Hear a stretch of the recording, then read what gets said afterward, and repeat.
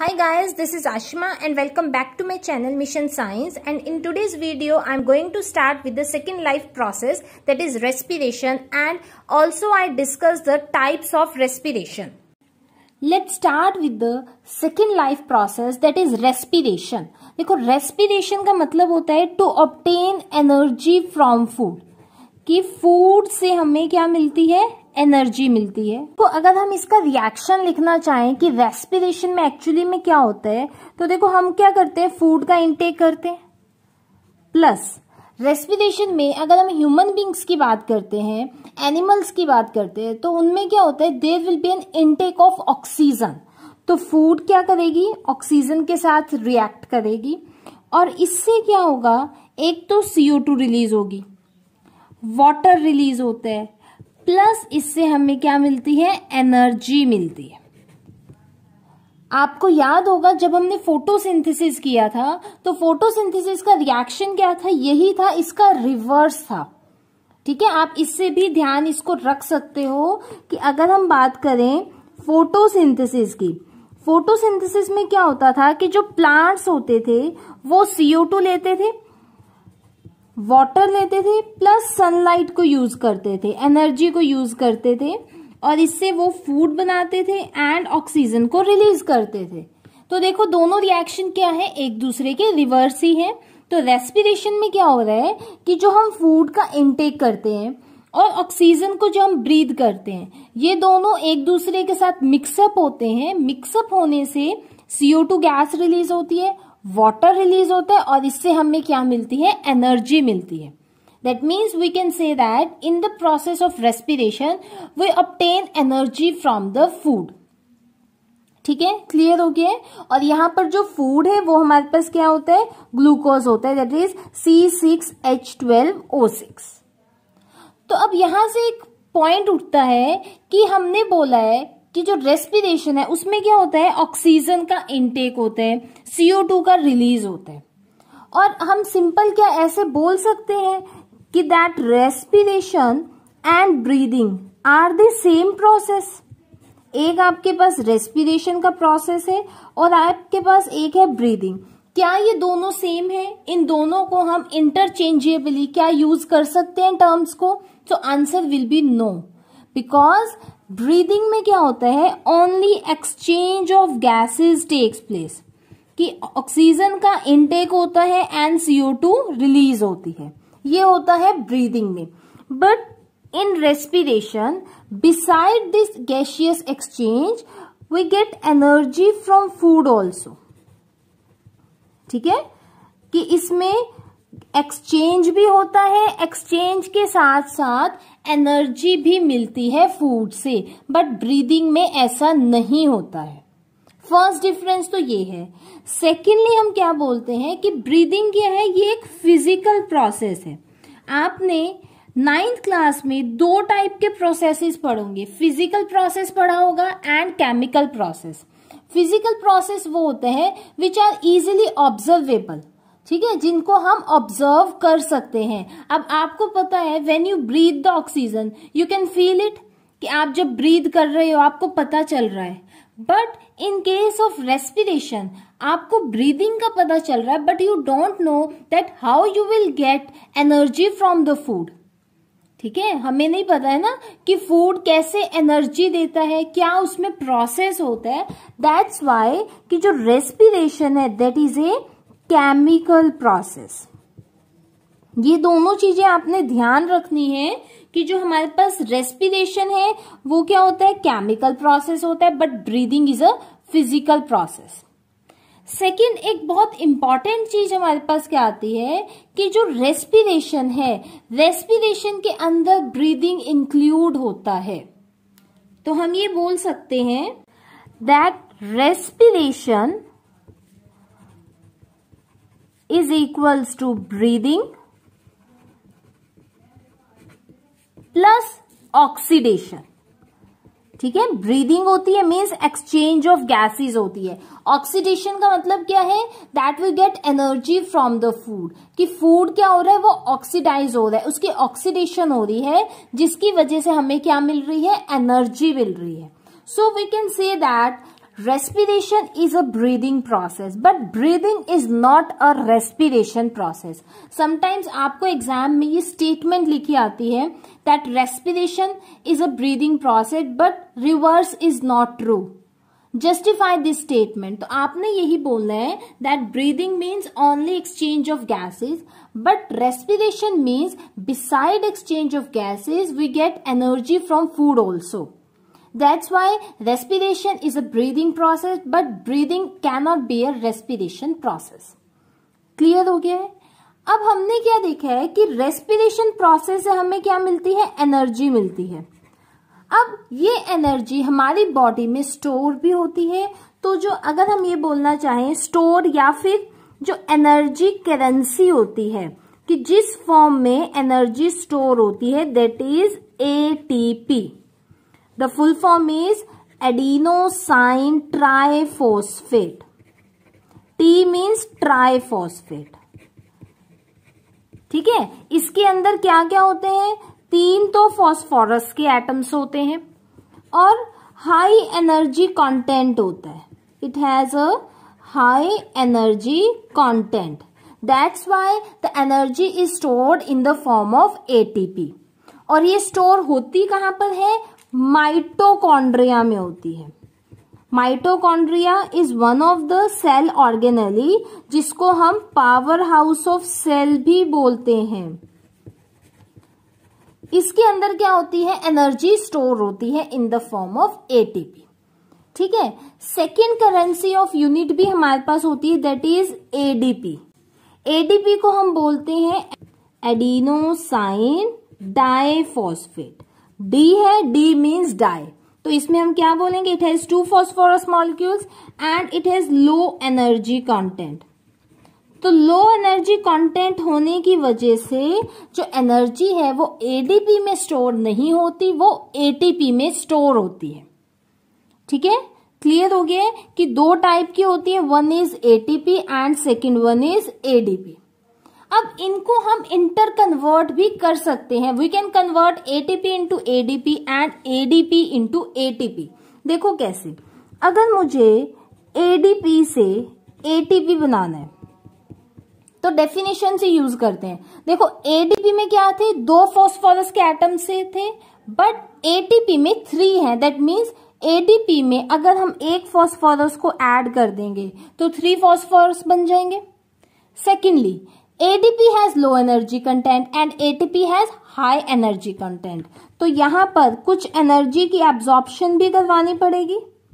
That means in order to convert ADP into ATP, we have to use 1 extra phosphorus molecule and absorption of energy.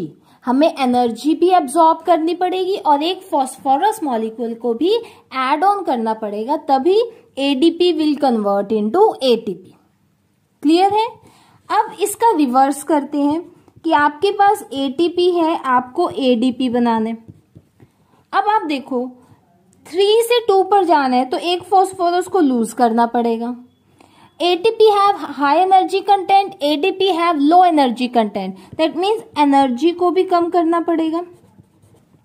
But chemical reaction में कभी भी ऐसे negative science नहीं आते हैं.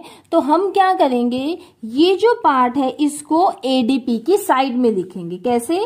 ATP give rise to ADP plus phosphorus plus energy. ठीक है. Concept wise ये है हमारे पास, बट केमिकल रिएक्शंस में कभी भी नेगेटिव साइन यूज नहीं होते. That's why we use this equation. तो आप कह सकते हो कि आपके पास ये equation and this one are opposite of each other. Clear हो गया है कि कैसे हम दोनों एनर्जी करेंसीज को एक दूसरे में कन्वर्ट कर सकते हैं. तो ये हमने कुछ बेसिक टर्म्स देख ली कि आपके पास रेस्पिरेशन का प्रोसेस क्या होता है और उससे जो एनर्जी मिलती है उसको किस फॉर्म में स्टोर करते हैं. तो रेस्पिरेशन में स्टोरेज ध्यान रखनी है, वो होती है एटीपी की टर्म्स में. क्लियर है. अब हम स्टार्ट करते हैं इसमें टाइप्स ऑफ रेस्पिरेशन. देखो 2 टाइप्स होते हैं हमारे पास रेस्पिरेशन के. First one is the aerobic respiration and second one is anaerobic respiration. देखो एरोबिक रेस्पिरेशन का क्या मतलब है कि जो प्रेजेंस ऑफ ऑक्सीजन में होती है, in the presence of oxygen the respiration is known as aerobic respiration, and in the absence of oxygen the respiration is known as anaerobic respiration। बहुत इंपॉर्टेंट कॉन्सेप्ट है, इसमें से हमेशा क्वेश्चन पूछा जाता है 2 और 3 मार्क्स का। ठीक है, अब देखो एरोबिक रेस्पिरेशन ये किस में हो रही है, हमारे पास ह्यूमन बींग्स में होती है, और अगर हम इसका रिएक्शन लिखना चाहें तो वो आपका सिंपल जो रेस्पिरेशन का रिएक्शन था वही इसमें रिएक्शन लिखेंगे। तो इससे पहले रिएक्शन लिखने से पहले कुछ टर्म्स आपको मैं एक्सप्लेन कर देती हूँ क्या होती है। देखो जो ग्लूकोज है, सबसे पहले तो ग्लूकोज ही बनता है। ग्लूकोज की क्या होती है, ग्लाइकोलिसिस होती है। ग्लाइकोलिसिस का मतलब है कि जो ग्लूकोज है that is convert into a pyruvate या फिर पायरुविक एसिड, इसमें कन्वर्जन होती है, और ये होता है साइटोप्लाज्म में। तो ये आपको फर्स्ट पॉइंट ध्यान रखना है कि सबसे पहले डायरेक्ट ग्लूकोज से एनर्जी नहीं मिलती, सबसे पहले ग्लूकोज की ग्लाइकोलिसिस होती है और वो होती है साइटोप्लाज्म में। उससे क्या बनता है, पायरुवेट या फिर पायरुविक एसिड बनता है। ठीक है, सेकेंडली क्या आपको चीज ध्यान रखनी है, इसमें कुछ फॉर्मूलाज को ध्यान में रखना है जो हम इसमें यूज करेंगे। जैसे कि आपने इसमें हमने इथेनॉल को यूज करना है। इथेनॉल का फॉर्मूला होता है C2H5OH। इथेनॉल क्या होता है, एल्कोहल होता है, और एल्कोहल के लिए हम OH ग्रुप को यूज करते हैं। जब हम केमिस्ट्री का कार्बन एंड इट्स कंपाउंड पढ़ेंगे उसमें हम सीखेंगे कि ये एल्कोहल क्या होते हैं, कार्बोक्सिलिक एसिड्स क्या होते हैं। राइट, क्लियर है।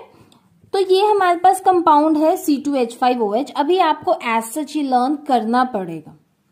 ठीक है जी, तो अब देखो हम इसका रिएक्शन लिखते हैं। सबसे पहले हम एरोबिक रेस्पिरेशन के लिए रिएक्शन लिखते हैं।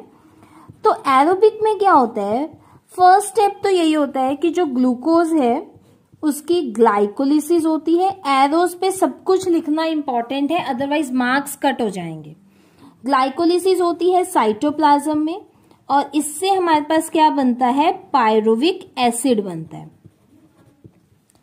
After that in the presence of oxygen, presence of oxygen में पायरुविक एसिड का बनता है CO2 plus water plus 38 ATP। ठीक है, ये 38 बहुत इंपॉर्टेंट है बिकॉज एरोबिक में क्या होता है, हाई एनर्जी कंटेंट होता है because of presence of oxygen. Right, और ये एनर्जी कहाँ स्टोर होती है, माइटोकॉन्ड्रिया में। तो यहां पर आपने माइटोकॉन्ड्रिया लिखना है। तो अगर आपसे पूछ लें कि साइट ऑफ एरोबिक रेस्पिरेशन बताओ क्या होती है, then answer will be mitochondria. ये 1 मार्क का क्वेश्चन पूछा जाता है कि साइट ऑफ एरोबिक रेस्पिरेशन बताओ, then it will be mitochondria. Site of glycolysis बताओ, then it will be cytoplasm. Clear हुआ है, ये क्या है, एरोबिक रेस्पिरेशन का रिएक्शन है। सिंपल जो आपके पास रेस्पिरेशन का रिएक्शन है वही है, क्योंकि प्रोडक्ट्स वही बन रहे हैं। सेकेंडली क्या है हमारे पास, अब हम एनारोबिक रेस्पिरेशन को देखते हैं। देखो जो एनारोबिक रेस्पिरेशन है ये हमारे पास 2 पार्ट्स में होता है। इसके लिए आपके पास 2 रिएक्शंस हैं। तो depending upon the situation given in your question आपको रिएक्शन लिखना है। अगर तो वो बोलते हैं कि बताओ प्लांट्स में कैसे होती है, ईस्ट में कैसे होती है, तब आपने क्या करना है, देखो फर्स्ट स्टेप तो सेम होगा कि सबसे पहले ग्लूकोज की ग्लाइकोलिसिस होगी और उससे बनेगा पायरुविक एसिड। ठीक है, सेकेंड स्टेप क्या होगा, यहां पर आप लिखोगे ईस्ट, ईस्ट में हो रही है इन the absence of oxygen because it is anaerobic, और इस प्रोसेस को हम बोलते हैं फर्मेंटेशन। ठीक है, और इससे बनता क्या है, इथेनॉल। चाहे आप इथेनॉल लिखो चाहे इसका फॉर्मूला लिखो, C2H5OH plus CO2 plus 2 ATP। अब आपको दिख रहा है ना, ऑक्सीजन नहीं है इसीलिए 2 ATP यहाँ पे प्रोड्यूस हुआ है। अब देखो यहाँ पर एक प्रोसेस का नेम लिखा है मैंने, दैट इज फर्मेंटेशन। ये बहुत इंपॉर्टेंट है, आपसे पूछेंगे फर्मेंटेशन क्या होती है। तो फर्मेंटेशन का मतलब क्या होता है, आपने जैसे कभी देखा होगा केक्स बनते हुए, तो केक का जब आप डो बनाते हो तो उसमें क्या डालते हो, इनो को ऐड ऑन करते हो। इनो को ऐड करते ही उसमें बबल्स आते हैं, तो वो जो बबल्स आते हैं उस प्रोसेस को बोलते हैं हम फर्मेंटेशन। ठीक है, क्या है, अगर हम इसको पूरा एक्सप्लेन करना चाहें, फर्मेंटेशन का मतलब होता है कि उससे हमें क्या बनता है, अल्कोहल बनती है। अगर आपसे पूछ ले how will you convert glucose into alcohol, तो आप लिखोगे by the process of fermentation. हम इसमें देखो अगर रिएक्शन इसका देखें तो रिएक्शन में हम क्या करते हैं, हमने क्या किया, एक टेस्ट ट्यूब ली है। इस टेस्ट ट्यूब में हमने यहां पर फ्रूट जूस को ऐड किया है। ग्लूकोज लेना है, कोई भी आप शुगर सॉल्यूशन भी ले सकते हो, फ्रूट जूस भी ले सकते हो। इसके अंदर हमने ईस्ट प्लांट को ऐड किया और यहां पर इस टेस्ट ट्यूब को हमने कवर अप कर दिया। तो आफ्टर सम टाइम जब आप इसके कॉक को ओपन करोगे, आपको कोई स्मेल सी फील होगी और वहां जो स्मेल आएगी वो स्मेल होगी अल्कोहल की, और आपको पता चल जाएगा कि जो एडिशन हुई थी ईस्ट के फ्रूट जूस में उससे क्या बन गया है, अल्कोहल बना है। सेकेंडली क्या है, इससे हमारे पास एक गैस रिलीज होगी, दैट इज CO2। अब आपको चेक करना पड़ेगा, बिकॉज गैस तो कुछ भी हो सकती है, it can be hydrogen, it can be oxygen, nitrogen. CO2 का कैसे पता चलेगा, वो पता चलेगा लाइम वाटर की हेल्प से, कि जब हम लाइम वाटर से CO2 को पास करवाएंगे, इट टर्न्स इनटू मिल्की। जो लाइम वाटर है वो मिल्की टर्न हो जाएगा। वो हमें ये शो करता है that the gas which passes through this lime water is a carbon dioxide gas. तो यहाँ पर क्या चीजें हो रही हैं, देखो इन दोनों की एडिशन से अल्कोहल बना और CO2 रिलीज हुई, राइट। तो हम भी तो यहाँ पे यही बोल रहे हैं कि जो हमारा एनारोबिक रेस्पिरेशन का रिएक्शन है, इसमें यही हो रहा है। ग्लूकोज मतलब जो फ्रूट जूस लिया था उससे क्या बना हमारे पास, उसमें हमने ईस्ट को ऐड किया है और उससे क्या बना है, अल्कोहल एंड CO2 बनी है। ठीक है, क्लियर हो गया है। सेकेंड हमारे पास क्या होता है, मसल्स में देखते हैं हम। ठीक है, मसल्स में देखो क्या होता है, आपने चीजें ऑब्जर्व भी की होगी। जब आप फास्ट रनिंग करते हो या फिर एथलीट्स जो होते हैं, रनिंग करने के बाद उनके मसल्स में क्रैम्प्स आ जाते हैं, बिकॉज जब आप फास्ट रनिंग करते हो तो जो आप ऑक्सीजन इनहेल करते हो वो बहुत ज्यादा जल्दी यूज्ड अप होती है बाय आवर मसल्स, और उसकी वजह से क्या होता है, हमारी बॉडी में इतना कंटेंट नहीं जा पाता है ऑक्सीजन का, और उससे क्या है, वहां पर लैक्टिक एसिड फॉर्म हो जाता है, और इस लैक्टिक एसिड से क्या बनते हैं, क्रैम्प्स आ जाते हैं हमारे बॉडी में। तो रिएक्शन देखो इसमें क्या आएगा, सबसे पहले तो ग्लूकोज की ग्लाइकोलिसिस होगी, उससे बनेगा पायरुवेट एसिड, पायरुवेट बन गया। अब यहां पर आप लिखोगे कि ये कहाँ होता है, मसल टिश्यूज में होता है, और इन द एब्सेंस ऑफ ऑक्सीजन, वो तो लिखना ही है। तो इससे क्या बनेगा, lactic acid plus 2 ATP, CO2 release नहीं होता है। और इससे हमें देखो ऐसा तो नहीं है ना कि हमें रिलीफ नहीं मिलता, बट जब आपकी एक्सरसाइज खत्म हो जाती है, when you will take a rest, तब आपको रिलीफ मिलता है, बिकॉज उसमें क्या है कि जो ऑक्सीजन है वो नॉर्मल हो जाती है, हमारे जो सेल्स हैं वो प्रॉपर यूटिलाइज करते हैं ऑक्सीजन को। तो जो लैक्टिक एसिड बनता है ये again it will convert back into CO2 and water, तब हमें क्या मिलता है, रिलीफ मिलता है। तो अब आपने एग्जाम्स में ध्यान रखना है कि वो anaerobic respiration, whether they are asking about plants और अबाउट मसल टिश्यू, कि किस में वो आपसे पूछ रहे हैं, उस बेसिस पर आपने रिएक्शन लिखना है, राइट। क्लियर हो गया है। तो हमने 2 टाइप की रेस्पिरेशन कर ली, that is aerobic and anaerobic. अगर पॉइंट्स ऑफ डिफरेंसेस में देखना चाहूं तो एरोबिक में क्या होता है, it takes place in the presence of oxygen, anaerobic respiration takes place in the absence of oxygen. जो एरोबिक रेस्पिरेशन है इसमें क्या होता है, हमारे पास कंप्लीट कन्वर्जन होती है एनर्जी में, बट इसमें क्या होती है, पार्शियल कन्वर्जन होती है। एरोबिक में प्रोडक्ट्स आप लिख दो, products formed are CO2 water. Anaerobic में डिपेंड करता है, if it takes place in plants then products will be ethanol and carbon dioxide. If it takes place in muscle tissue then it will be a lactic acid. ठीक है, clear हो गया है कि aerobic and anaerobic respiration क्या होती है। So next video में अब मैं आपके साथ डिस्कस करूंगी कि जो रेस्पिरेशन है, how the respiration takes place in plant, how respiration takes place in animals. Thank you so much guys for watching my video. If you like my video, please subscribe my channel and also press the bell icon and do like, share and comment on my video.